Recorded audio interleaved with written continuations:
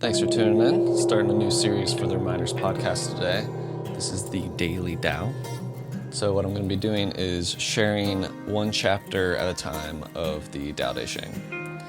So what this is, if you're not familiar, essentially a book of poetry. This comes from Lao Tzu, an ancient Chinese philosopher, sage, mystic, who put together, I want to say there's maybe 90 chapters in this, and this is the basis for Taoism, which I don't know if it's technically considered a religion. I think throughout a lot of history in China, Taoism and Confucianism have sort of served a yin-yang primary philosophy for Chinese culture.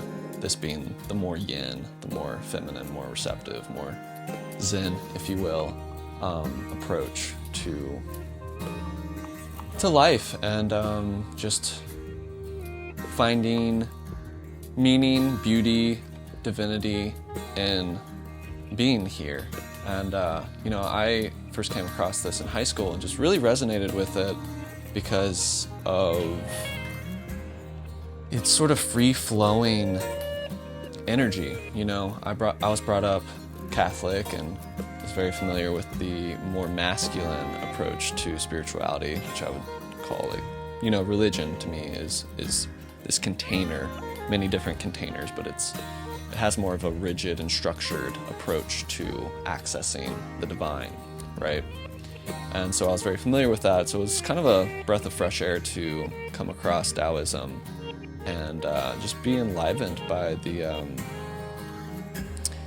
how should I even say it? I think it went beyond right and wrong. Like, Christianity in particular is very concerned or very much attends to this idea of sin and of being on the right path and doing the right thing and avoiding doing the wrong things. And, that's all well and good. Like, there's value in seeing the world in that way. But for me, it gets a little taxing too. It's a little burdensome.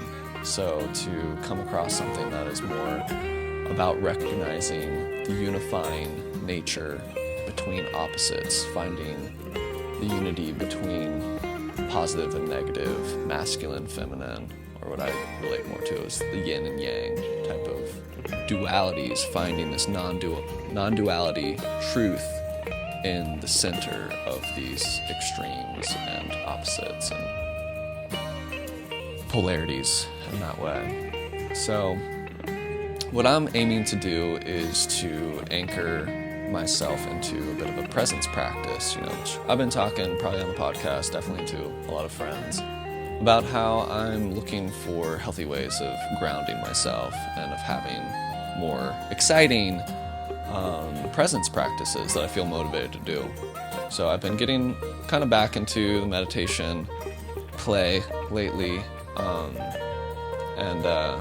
The last episode of the podcast, episode 40, I uploaded a bit of a guided meditation for grounding in particular, a little bit of a visualization of seeing and feeling ourselves anchor and root into the planet's energy and feeling strengthened by that and fortified in our energy, grounded in that way. So I've been doing that the past few days, and yesterday after the meditation I was doing the dishes or something, and I was thinking, oh man, there's got to be a podcast called the Daily Tao or Daily Daoism or something that just doing exactly what I'm about to be doing, reading one chapter at a time.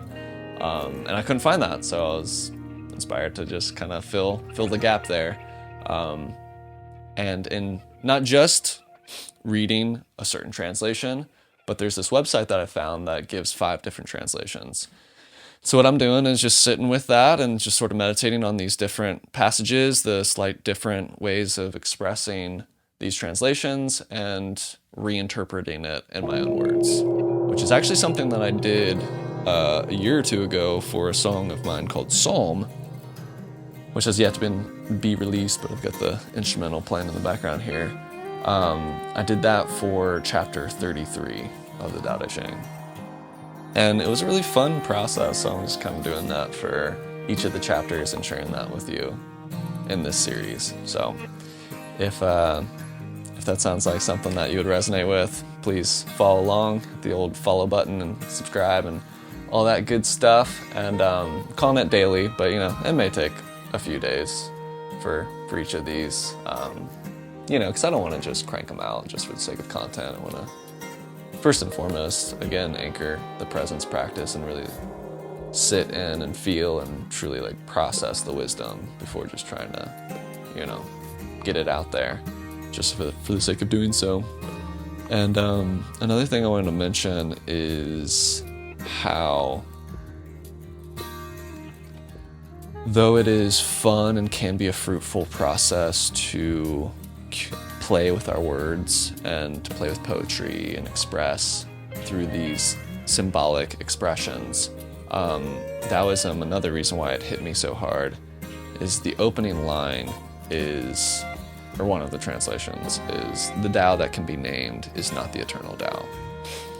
And so what this is pointing at is the limitation of language, that anything that we can name and contain and confine and define, we're not really reaching the essence of a thing, because we're all deeper than just the forms we're currently taking, and especially when it comes to the intangible aspects of life, that language really oftentimes fails to really encapsulate and communicate the nuance of these more intangible, etheric qualities of life, like love and divinity and anyway, things like that. So another quick note, Tao, the basic definition or translation of the Tao is, that I've heard or come across, is the way. And by the way, quick note, this is typically, historically, this has been spelled with a T, T-A-O, but I'm using D-A-O because I figured I don't want to create more confusion. I've seen D used more often these days than not, so I figured I would spell it the way it sounds.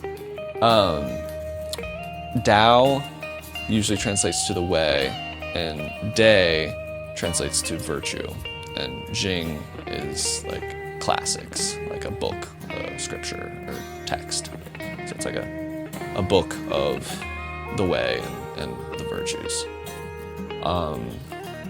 So what does the way even mean, right? So it's just pointing towards things that we can't even name, pointing towards the nameless, and having some fun doing so. It's not a serious thing.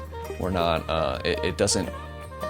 The Tao doesn't need us to recognize it for it to exist or for it to flow in the ways that it flows. This is just something that we can channel a little bit of attention into, and ultimately, all of the art that I make, all of the things that I feel like any mystic or spiritual guide or mentor, all of these roles, I think we're all trying to point each other back into ourselves, because that's where the real magic is. That's where the feelings really are. That's where the fulfillment resides.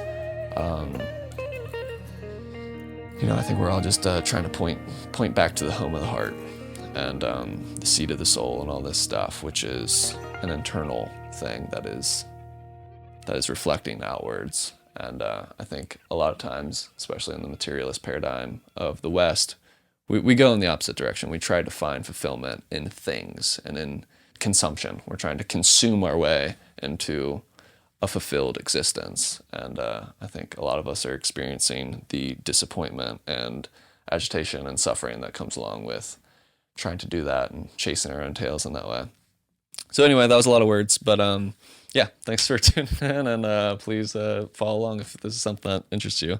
So this is the long-winded introduction to the series, but the rest of these will just be real concise, just going to read my interpretation and go on with it. So cool. Thank you for tuning in.